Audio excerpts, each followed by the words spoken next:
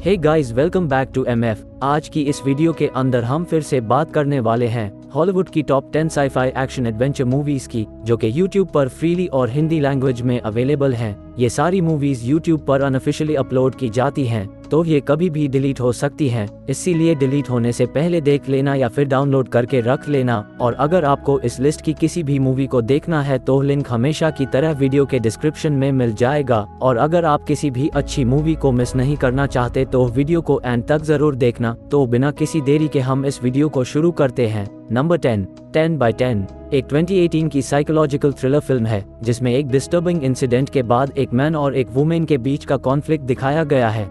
Film की story focus करती है एक मैन लुइस पर, जो एक डिटर्मिन्ड और सीक्रेटिव पर्सोना रखता है।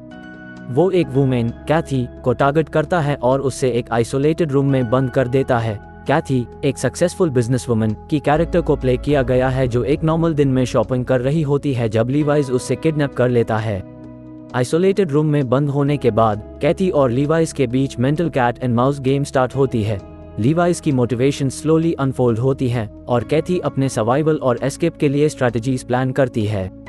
इस थ्रिलर फिल्म में सस्पेंस और माइंड गेम्स काफी प्रोमिनेंट है और इसमें साइकोलॉजिकल टेंशन को हाईलाइट किया गया है, जब दोनों कैरेक्टर्स अपने पास्ट, इंटेंशंस और एक्शंस के कॉन्सिक्वेंसेस से कन्फ्रंट करते हैं। नंबर 9 रेड डॉन एक 2012 की एक्शन थ्रिलर फिल्म है, जिसमें एक स्मॉल अमेरिकन टाउन पर सरप्राइज अटैक होती है।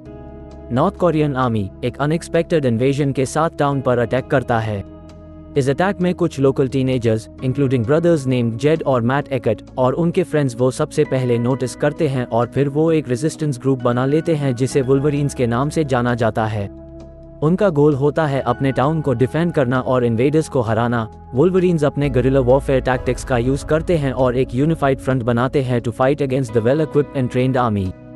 फिल्म में action packed scenes, survival strategies और एक स्मॉल ग्रुप के यूनिटी को शोकेस किया गया है, जो अपने होमलैंड के लिए लड़ते हुए आगे बढ़ते हैं। नंबर 8 पोस्टमार्टम एक 2020 की हॉरर मिस्ट्री फिल्म है, जो वर्ल्ड वॉर आई के बाद और स्पेनिश फ्लू के दौरान सेट है।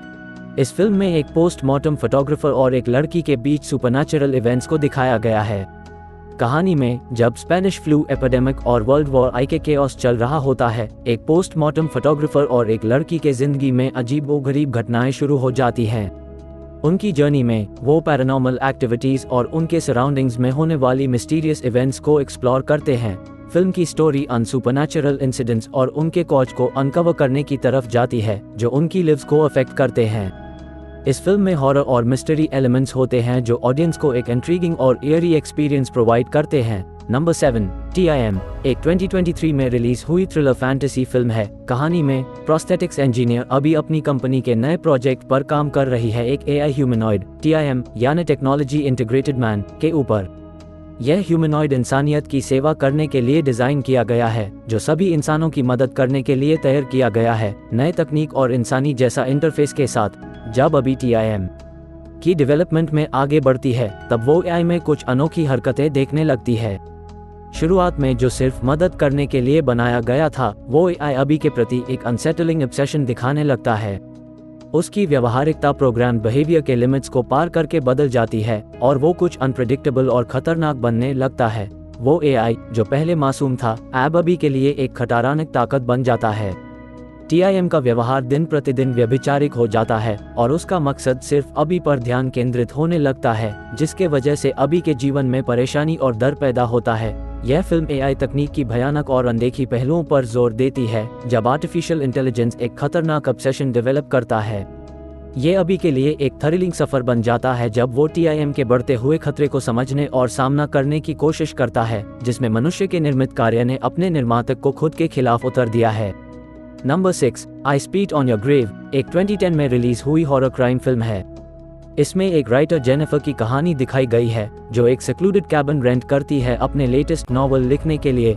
उसकी पीसफुल लाइफ को डिस्टर्ब कर देती है लोकल थग्स की एक गैंग, जो जेनिफर पर अटैक करते हैं, यूज रेप और टॉर्चर करते हैं और फिर यूज मरने के लिए छोड़ देते हैं। लेकिन मिराक्युलसली जेनिफर बच जाती है और फिर से लौट कर आती है अपने अटैकर्स को एक एक करके ट्रैप करने के लिए। जेनिफर अपने टॉर्मेंटर्स पर एक ब्रूटल रिवेंज प्लान करती है। वो अपने अटैकर्स को एक एक करके कन्फ्रंट करती है और उनको उनके किए गए क्राइम्स का हिसाब देती है। रिवेंज के दौरान वो अपने अटैकर्स पर एक एक्सट्रीम फेरोसिटी के साथ बदला लेती है। यह फिल्म वायलेंस और रेट्रिब्यूशन के थीम को एक्सप्लोर करती है, स्पेसिफिकली एक सर्वाइवर की रिवेंज स्टोरी के थ्रू जो अपने अटैकर्स को पनिश करती है उनके किए गए हेनस क्राइम्स के लिए। नंबर 5, द रेड गोस्ट एक 2019 की वॉर हॉरर फिल्म है जो एक mythical lone wolf fighter red ghost के बारे में है, जो रशियन फॉरेस्ट में नाज़ीज़ को एक एक करके एलिमिनेट करता है। इस फिल्म में एक ग्रुप सोवियत सोल्जर्स भी दिखाया गया है जो एनिमी लाइंस के पीछे स्नो में मुश्किल से गुजर रहे हैं, उम्मीद लेकर कि वो सेफ्टी, गर्मी और वोडका पाएं।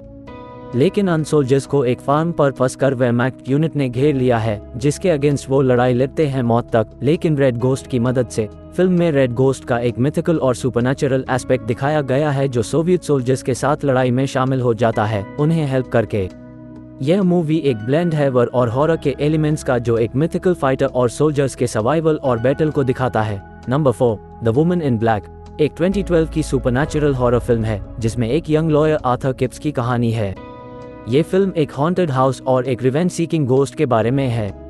कहानी आर्थर किप्स के अराउंड घुमती है जो एक सेक्लूडेड विलेज में जाता है एक डिसीज्ड वुमन के एस्टेट को सॉर्ट आउट करने के लिए। वहां पहुंचकर उससे एक मिस्टीरियस वुमन इन ब्लैक, एक घोस्ट जो विलेज के लोगों के ट्रेजेडीज से कनेक्टेड है, दिखाई देती है। आर्थर को लगता है कि वो घोस्ट विलेज के बच्चों के डेथ से समहाउ कनेक्टेड है और वो उसी घोस्ट की कर्स के विक्टिम बन जाता है। फिल्म में उसकी स्ट्रगल दिखाई गई है जब वो अस सुपरनैचुरल एंटिटी से लड़ता है और उसके सीक्रेट्स को अनफोल्ड करता है। यह film Airy atmosphere, intense horror moments और घोस्टली साइटिंग्स के थ्रू एक हॉन्टिंग एक्सपीरियंस प्रोवाइड करती है ऑडियंस को। डैनियल रेडक्लिफ की परफॉर्मेंस और मूवी के सस्पेंस ने इसे एक आइकॉनिक हॉरर फिल्म बनाया है।